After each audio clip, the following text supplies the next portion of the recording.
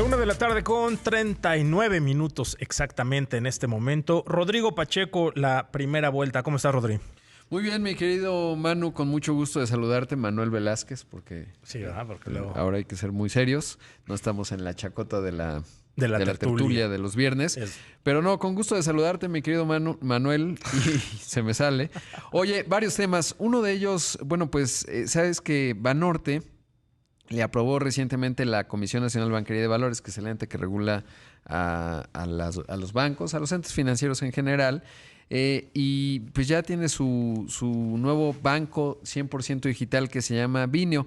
Todavía no entiendo cuál es el racional, porque todos los bancos tradicionales tienen una banca digital, ¿no? Pues sí, o sea, es más, ya no concibo que haya un banco que no sea digital. De acuerdo. ¿No? De hecho, pues hay varios, ¿no?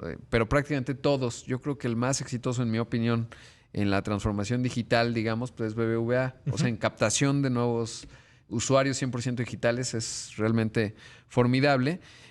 Pero bueno, el de Banorte se va a llamar, te digo, Bineo. Va a ser interesante observar cuál será la propuesta de valor, cómo lo van a hacer y por qué hacerlo diferenciado de Banorte, ¿no? De la marca que ya tienen. Pero bueno, pues eso es lo que hoy se da a conocer. Y también ya obviamente el Banco de México dio su visto bueno, porque hay que recordar que tanto la CNBV como el Banco de México regulan a los entes financieros. Y así, bueno, pues Banorte ya tiene su propio banco. Pues va a ser interesante, te digo. A veces lo que han hecho algunos bancos es que cuando viene, digamos, la parte de innovar, yo he visto de todo, ¿no? Algunos que compran a una startup, la integran al banco, luego los fundadores de la startup se van y aquello se acabó. Okay. Otros hacen incentivos cruzados y se quedan adentro de la startup. Otros hacen un silo, digamos, totalmente diferenciado del banco para que puedan innovar, porque a veces los bancos tienen unas culturas de muchas décadas en donde no es fácil, digamos, la innovación, la aversión al riesgo que tienes que tener para hacer un emprendimiento, etcétera. Eso también lo he visto. Y otros que han hecho un mixto entre los dos en donde van integrando talento, van generando la innovación y van buscando que atraviese de manera transversal a todo el banco. Este modelo de negocio es exclusivamente, y así te lo venden, como 100% banca digital. Pues eso es lo que dice Banorte, ¿no? Okay. Yo creo, pues ya los voy a buscar para entrevistarlos, a ver, digamos, para entender de fondo cómo lo estarían haciendo. Y me da la impresión que dentro de estas aproximaciones que te contaba es la del silo, ¿no? Es decir, creas otro ente que tiene mucho más agilidad, que tiene otras posibilidades, porque a veces desde el banco tradicional pues tienes una serie de tanto de sistemas legados como de regulaciones que no te permiten tener tanta agilidad.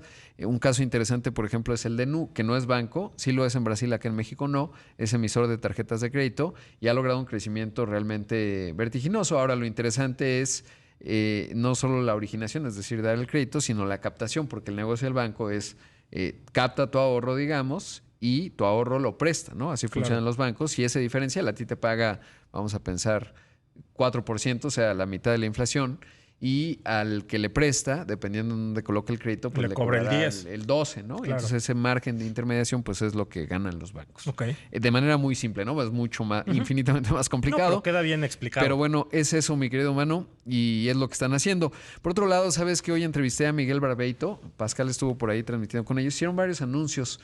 Me pareció bien interesante porque quieren duplicar su participación de mercado a 9% en México. En un momento interesante, me pareció una gran noticia porque habla de que están viendo que el mercado mexicano es un mercado en el que se puede crecer mucho. Van a incrementar de 64 a 100 concesionarias.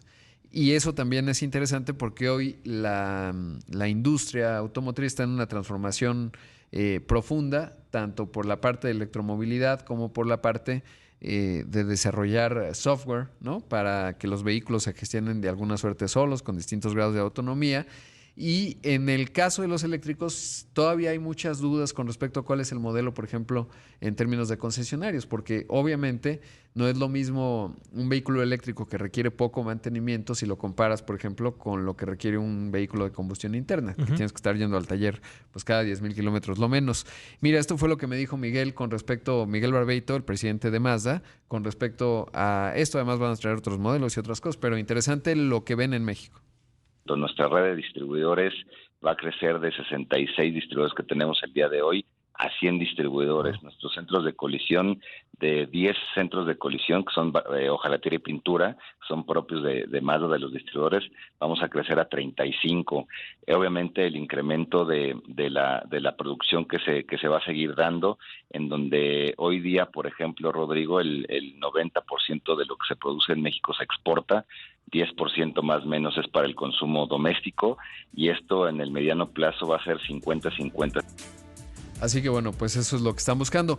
Y también platiqué con José Susaya, él es el presidente de la Asociación Mexicana de la Industria Automotriz, porque bueno, pues le preguntaba, obvio, ¿cómo ves la llegada de Raquel Buenrostro? Me dice, ya tenemos diálogo con ella cuando fue jefa del SAT. Claro, cambiarse de cachucha no va a ser sencillo, porque cuando te sentabas como líder de una empresa en el escritorio de Raquel Buenrostro, pues tenías mucho miedo, ¿no? Porque te decía, pues tienes que pagar, ¿sí? Exactamente, o un buen despacho, pero bueno, la estrategia que siguió ella al frente del SAT fue, digamos, desintermediar con los despachos e ir directamente con los grandes contribuyentes. Pero me decía que, bueno, hay contacto, es obviamente una mujer, hay consenso muy inteligente, yo creo que eso le va a ayudar a recorrer la curva de aprendizaje. Y me decía un pendiente que tienen justamente por firmar un acuerdo de electromovilidad. Ya ves que Tatiana Cloutier, antes de irse, había planteado este proyecto de política industrial que contemplaba el tema de la electromovilidad, temas de microprocesadores, innovación, etcétera. Pero en términos de la mía, que es la Asociación Mexicana de la Industria Automotriz, este es el pendiente y así me lo dijo. Nosotros habíamos propuesto precisamente un convenio que no ha sido firmado todavía por la Secretaría de Economía, de colaboración entre la mía y la Secretaría de Economía, para precisamente ir planeando cómo llevar a México hacia la electromovilidad. Por nuestra cuenta ya iniciamos un estudio que nos va a dar las bases sobre la electromovilidad y su infraestructura que se requiere, en fin, pero infraestructura no nada más física, infraestructura, diría yo, legal también. En fin, hay una serie de situaciones que se requerirá para que la electromovilidad llegue a México. Así que bueno, pues eso es interesante. Ojalá retomen la agenda rápido porque, digamos, México está en un gran momento en términos de la reorientación de cadenas de suministro, en términos de que somos un mercado. El otro día que sacaba cuentas, pues somos el 10º país más poblado de la Tierra, pero si lo ves PIB per cápita, pues nos ubicamos en el 4º.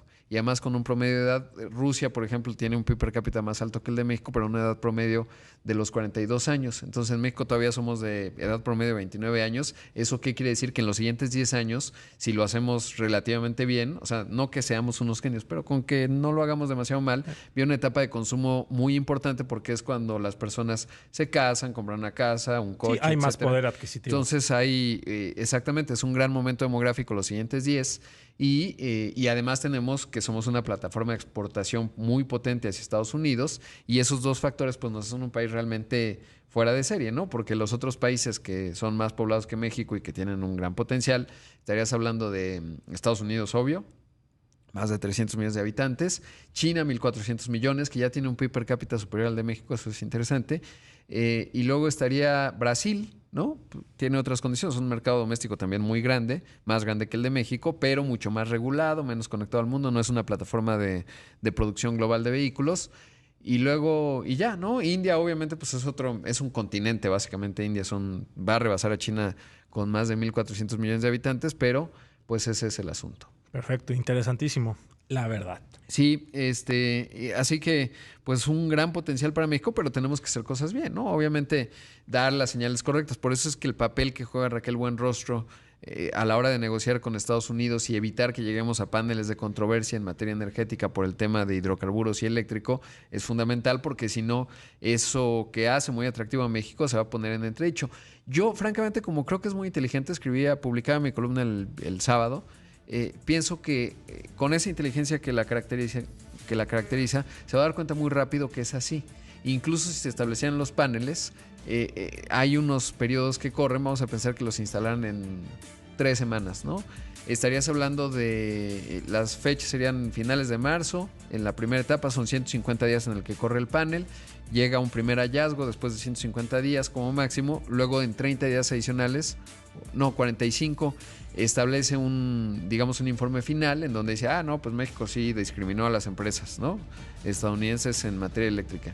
Y luego todavía hay otro periodo adicional de 30 días en el que ya pone alguna sanción, digamos, las consecuencias. En todo ese proceso habrá oportunidad de ir negociando, ¿no? Entonces yo no lo veo como... Porque luego hay esta percepción de, no, pero ella es muy dura para negociar, etcétera. Siempre Pues va a sí, haber dudas, ¿no? siempre Tenemos las hay, que ver cómo va a operar. Pero si tienes, digamos, viendo con inteligencia el asunto, pues te vas a dar cuenta que no es viable mandar una pésima señal en esta integración que privilegia mucho a México. Y entonces habrá mucho momento de rectificar todo ello y de llegar a acuerdos, que eso es lo que vamos a necesitar en esa etapa delicada. De acuerdo, perfecto. Nos vemos